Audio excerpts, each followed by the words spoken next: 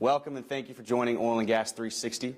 We're here at EnerCom's London Oil and Gas Conference with Range Resources Senior Vice President Alan Farquharson. Thanks for joining us, Alan. Thank you very much for having me. So Range Resources recently announced a projected annual growth rate of 20 to 25% over the next several years.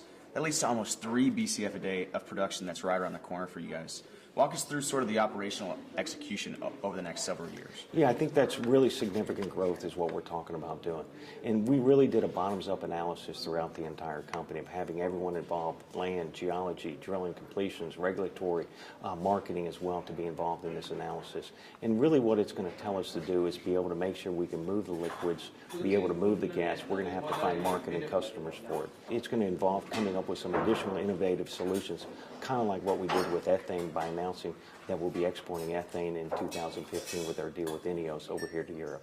So you mentioned ethane. What about the other production? So is the Marcellus infrastructure able to accommodate this type of growth over the next several years? You know, what we've done is we focus on our growth, and we believe that our growth will be able to meet with that. We're not worrying about what the rest of the market's going to be able to do, but we focus on the infrastructural effect of it. So Range has talked about initiatives to deleverage balance sheet also.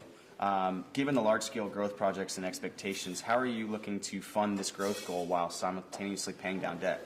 Well, I think really what you have to look at is this very simply. While it's 20 to 25% production growth for many years, cash flow is actually going to grow a little bit faster than that. So as a result of that, with cash flow growing a little bit faster, our debt metrics will actually be coming down over time, and we expect the debt to EBITDA to move from the current 2.8 number it is pro forma 2012 to under 2 by the end of this. So we think it's going to be able to be funded with just a little bit of capital outspend in the first several years of maybe $350 million, and then after that, with the robust production growth that we have projected, we should be just fine.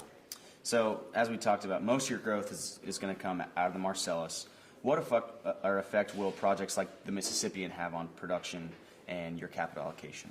Well, once again, with such a large position of Marcellus, that's where the dominant amount of our capital is going to go. For example, this year, 85% of our capital is going to the Marcellus.